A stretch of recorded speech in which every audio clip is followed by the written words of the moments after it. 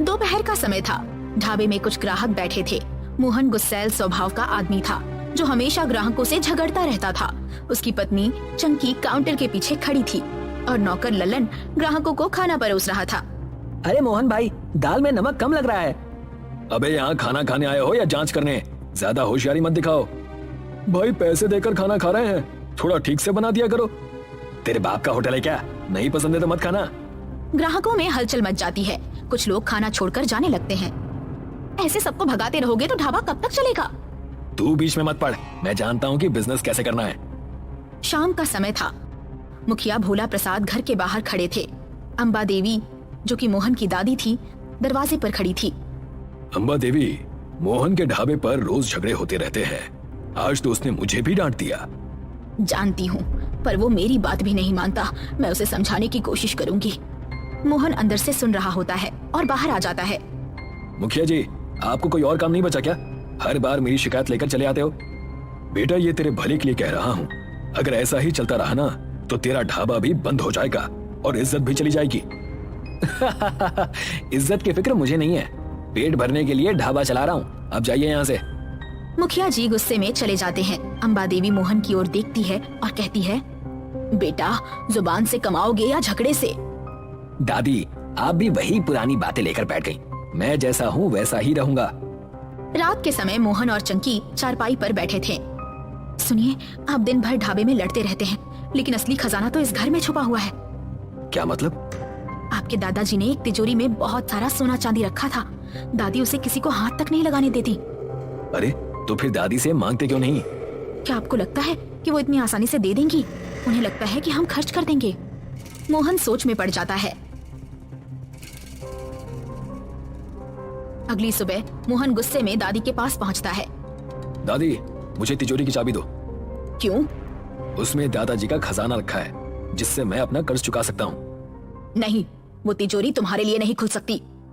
तो क्या मैं हमेशा गरीबी में मरता रहूं? अगर मेहनत करोगे तो खुद का खजाना बना लोगे। दूसरों का खजाना क्यों लेना चाहते हो? आपको तो मेरी कोई फिक्र ही नहीं है, बस खुद के लिए बचा कर रखा है। मोहन गुस्से में चला जाता है। दादी उसे देखती रहती है, लेकिन कुछ नहीं कहती। दोपहर का समय था। जमींदार बलदेव सिंह अपने 2 कारिंदों के साथ मोहन के घर पर आता है। अम्बा देवी, मोहन ने घर गिरवी रख दिया है। अब मैं और इंतजार नहीं करूंगा। घर गिरवी? ये नहीं हो सकता। अगर कर्ज नहीं चुकाया तो मैं मोहन को देख लूंगा। दादी घबराकर मोहन को बुलाती है। मोहन, ये क्या कर दिया तूने? दादी, इस घर को बचाने का बस अब एक ही तरीका है, तिजोरी की चाबी दे दो। दादी गहरी सांस लेती हैं और तिजोरी खोलने के लिए कमरे में जाती हैं। दादी तिजोरी खोलती हैं। मोहन और चंकी ध्यान से देखते हैं। अंदर सिर्फ पुराने कागजात होते हैं। ये क्या मजाक है? इसमें तो सिर्फ कागज है। यही तुम्हारे दादाजी का खजाना है।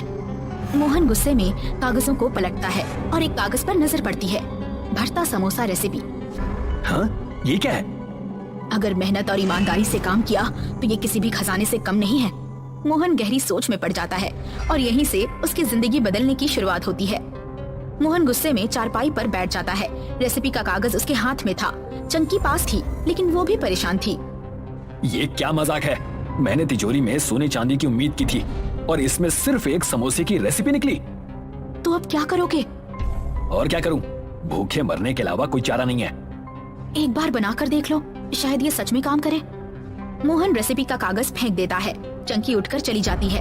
रात भर मोहन बेचैनी से करवटें बदलता रहता है। मोहन खाली बैठे हुए था। कोई ग्राहक नहीं आ रहा था। वो भूख से परेशान होकर रेसिपी को उठाकर पढ़ता है। अगर दादी कह रही थी कि ये किसी खजाने से कम नहीं, तो एक बार आजमा ही लेता हूँ। वो उठकर ढाबे के अंदर जाता है और बैंगन का भरता बनाने लगता है। चंकी उसे चुपचाप देख रही होती है। तुम सच में बना रहे हो? हाँ, लेकिन ये बात किसी से मत कहना, क्योंकि अगर खराब बना तो सब हंसेंगे। मोहन ने समोसे बनाए, लेकिन उनका स्वाद कुछ खास नहीं था। मोहन निराश होकर दादी के पास जाता है। दादी, आप कहती थी कि ये रेसिपी किसी खजाने से कम नहीं, लेकिन मेरे बनाए समोसे अच्छे नहीं बने। खजाना मेहनत करने वालों को ही मिलता है। सिर्फ रेसिपी पढ़ने से कोई लज्जत नहीं आ जाती। दादी उठकर रसोई में जाती हैं और मसालों का सही मिश्रण बनाकर मोहन को दिखाती हैं। समोसा सिर्फ आटे और भरावन का खेल नहीं होता, ये स्वाद और मेहनत की पहचान होती है। तो अब मुझे फिर से बनाना होगा। बिल्कुल, लेकिन इस बार दिल से बनाना। मोहन दोबारा समोसे बनाता है और इस बार स्वाद लाजवाब आता है। मोहन पहली बार अपने ग्राहकों को नए समोसे परोसता है। अरे ये समोसा तो कमाल का है, इसमें आलू नहीं है। वाह, ऐसा समोसा तो कभी खाया ही नहीं। धीरे धीरे गांव में भरता समोसे की चर्चा होने लगती है। मोहन अपनी चारपाई पर बैठा कुछ सोच रहा था। दादी पास आती है। अब समझ आया कि असली खजाना क्या होता है। हाँ दादी, मेहनत से बड़ा कोई खजाना नहीं। अब मैं सच में अपनी गलती सुधारूंगा। दादी गर्व से मोहन को देखती है। मोहन अब पूरी लगन से अपने ढाबे को फिर से खड़ा करने का मन बना चुका था। कुछ दिन बाद ढाबा अब पहले से कहीं ज्यादा चमक रहा था। लकड़ी की पुरानी बेंचों की जगह साफ सुथरी चौकियां आ गई थी। मोहन काउंटर पर खड़ा था और चंकी ऑर्डर संभाल रही थी। अरे मोहन, ये भरता समोसा तो कमाल का है, लोग इसे खाने के लिए दूर दूर से आ रहे हैं। भाई, अब तेरे समोसे की महक पूरे इलाके में फैल गई है। इतने में गांव का जमींदार बलदेव सिंह आता है। सब उसे देखकर चुप हो जाते हैं। क्यों रे मोहन, आजकल बहुत चर्चे में है तेरा ढाबा। बिल्कुल मालिक, मेहनत रंगलाई है। चल, एक समोसा मुझे भी खिला। मोहन खुद ताजा भरता समोसा तलता है और जमींदार के सामने रखता है। बलदेव सिंह पहला निवाला लेते ही चौंक जाता है। वाह, ऐसा समोसा तो मैंने पहले कभी नहीं खाया। अब आप अपना कर्ज मुझसे वसूल सकते हैं, मैं हर महीने आपको पैसे दे दूंगा। अरे, अब कर्ज की क्या चिंता, जब तेरा समोसा इतना बढ़िया बिक रहा है तो पैसा तो अपने आप आता रहेगा। गांव वाले ताली बजाते हैं और ढाबे में खुशी का माहौल बन जाता है। मोहन अपनी दादी के पास आता है। दादी, आपने सही कहा था, असली खजाना मेहनत और ईमानदारी है। आपने जो सिखाया वही मेरी असली पूंजी निकली। अम्बा देवी भावुक होकर, आज मुझे अपने पोते पर गर्व हो रहा है। चंकी भी पास आती है। अब तो हमें भी शहर में एक और ढाबा खोल लेना चाहिए। सब हंसने लगते हैं। पूरा गांव इकट्ठा था। मोहन अपने ढाबे के बाहर खड़ा था। एक बड़ा सा नया बोर्ड लगाया जा रहा था जिस पर लिखा था, भरता समोसा ढाबा। मोहन की जय हो, भरता समोसा जिंदाबाद। मोहन गर्व से अपने ढाबे को देखता है। उसकी आंखों में चमक थी। उसकी मेहनत और लगन ने उसे एक सफल इंसान बना दिया। शिमरानगढ़ नाम का एक गांव था जहां पर समीर नाम का व्यक्ति समोसा बेचकर अपना गुजारा किया करता था। ठीक समीर की दुकान के सामने सुयोग नाम का व्यक्ति पानी पूरी बेचा करता था। और तुम्हारी पानी पूरी की दुकान कैसी चल रही है? आजकल ज्यादा लोग दिखाई नहीं देते हैं तुम्हारी दुकान पर। शायद लोग मेरी दुकान से समोसा खाने में व्यस्त हो गए होंगे। भाई समीर, तुम्हारी दुकान मेरे सामने ही है और लोग तो मुझे तुम्हारी दुकान पर भी नहीं दिखते हैं। तो लोग गए कहाँ? शायद तुम्हारे समोसे खाने से उनका पेट दर्द करने लगा होगा। दोनों अपने अपने रास्ते चले जाते हैं। थोड़े दिन बीतते हैं और शहर से पूनम नाम की महिला गांव में प्रवेश करती है। पूनम के गांव में आने के बाद से लोग ना तो सुयोग की पानी पूरी खा रहे थे और ना ही समीर के समोसे। एक दिन दोनों के रास्ते फिर से टकराते हैं। भाई सुयोग, तुम्हारा धंधा कैसा चल रहा है? अभी क्या बताऊं समीर, कोई आजकल पानी पूरी खाने आता ही नहीं है। धंधा एक बार में ही इतना नीचे कैसे चला गया पता ही नहीं चल रहा। ऐसा ही हाल कुछ मेरा भी है सुयोग भाई। मैंने सुना है कि कोई पूनम नाम की महिला इस गांव में आई है और उसने कोई नया खाने का व्यंजन बेचना शुरू किया है। चलो फिर जाकर देखकर आते हैं। समीर और सुयोग दोनों ही पूनम की दुकान जाते हैं और देखते हैं कि पूनम कोई गोल मिठाई जैसे व्यंजन को बेच रही है। पूनम जी, ये आप गोल गोल खाने की क्या चीज बेच रही हैं? इसे मोमोज कहते हैं। खास इसे मैं शहर से सीख कर आई हूँ और जब से मैंने दुकान खोली है सारे गांव वाले सिर्फ मेरे पास ही ये अच्छे मोमोज खाने आते हैं। अभी इस गांव में कोई भी समोसा और पानी पूरी खाना ही नहीं चाहता। तुम अभी नई हो इस गांव में, ये मोमोज की दुकान गांव में बंद कर दो। तुम्हारे मोमोज की वजह से कोई मेरे यहाँ पानी पूरी खाने नहीं आ रहा। सही कहा, इस मोमोज की वजह से मेरी दुकान पर भी कोई समोसा खाने नहीं आ रहा। मैं तो मोमोज बेचना बंद नहीं करूंगी। तुम दोनों को जो करना है करो। अभी जाओ, मुझे मोमोज बेचने दो। आए बड़े मुझे धमकाने। समीर और सुयोग वहाँ से निकल जाते हैं और रास्ते में रुककर एक दूसरे से कहते हैं, मेरे पास एक तरकीब है। जिस तरीके से ये पूनम शहर से मोमोज बनाना सीख कर आई है ना, उसी तरीके से हम दोनों को भी शहर से कुछ सीख कर आना पड़ेगा। इस पूनम को मजा चखाने के लिए हम दोनों को एक साथ आना ही पड़ेगा। क्या कहते हो? हाँ, मैं तुम्हारा साथ दूंगा। समीर और सुयोग शहर की तरफ निकल जाते हैं। बीच में उन्हें जंगल का रास्ता मिलता है। जब वे जंगल के रास्ते से जा ही रहे थे तभी समीर का पैर फिसल जाता है और वो एक गड्ढे में गिर जाता है। अरे समीर, तुम कहाँ गिर गए भाई? ये गड्ढा यहाँ कैसे आ गया? पक्का किसी शिकारी ने किसी जानवर के लिए गड्ढा खोद कर रखा होगा। तभी उस गड्ढे में से समीर सुयोग को आवाज लगाता है। सुयोग, नीचे आ जाओ, देखो यहाँ पर एक अलग ही दुनिया है। वो देखता है कि गड्ढे के नीचे एक अलग ही दुनिया है, जहाँ पर दूर दूर तक एक अनोखे चमकते हुए आलू के खेत थे। दोनों ये दृश्य देखकर आश्चर्यचकित हो जाते हैं। तभी वहाँ पर एक साधु आते हैं। तुम दोनों यहाँ क्या कर रहे हो बेटा? जी, हम शहर की तरफ जा रहे थे, तभी मैं गलती से इस गड्ढे में गिर गया। जब मैं नीचे आया तो देखा कि यहाँ तो कोई अलग ही दुनिया बसी हुई है और दूर दूर तक आलू की खेती है। ये कोई साधारण आलू नहीं है, ये आलू इच्छा पूरी करते हैं। अगर ऐसा है तो एक आलू मुझे भी खाने के लिए दीजिए ना, मेरी भी एक इच्छा है। मुझे मेरी पानी पूरी दुकान पूरे गांव में सबसे ज्यादा प्रसिद्ध चाहिए। मेरी भी इच्छा है कि मेरी समोसे की दुकान पूरे गांव में सबसे ज्यादा प्रसिद्ध हो, उस मोमोज वाली से भी ज्यादा। मगर मैं तुम दोनों की ये इच्छा पूरी करने वाले आलू नहीं दे सकता। तुम दोनों के अंदर एक दूसरे के खिलाफ बहुत ईर्ष्या है। मैं तुम दोनों को ये आलू तभी दूंगा जब तुम अपने अपने अहंकार को खत्म करके साथ में मिलकर काम करने का निर्णय लो।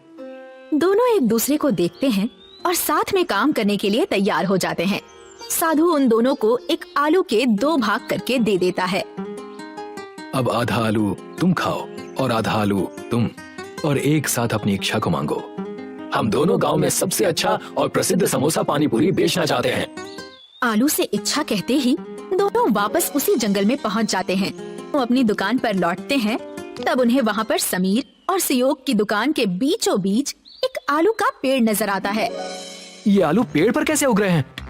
हमारी कल की इच्छा का फल ये आलू का पेड़ है। चलो इसमें से आलू तोड़ लो, मैं इसके समोसे बनाऊंगा और तुम उस समोसे में पानी पूरी का तीखा और मीठा पानी डालकर लोगों को खिलाना शुरू कर देना। समीर पेड़ के आलू से समोसा बनाने लगता है और सुयोग पानी पूरी की तैयारी करने लगता है। जब सब तैयार हो जाता है तब दोनों अपने समोसा पानी पूरी को बेचना शुरू कर देते हैं। दोनों एक ही दुकान में काम करने लगते हैं।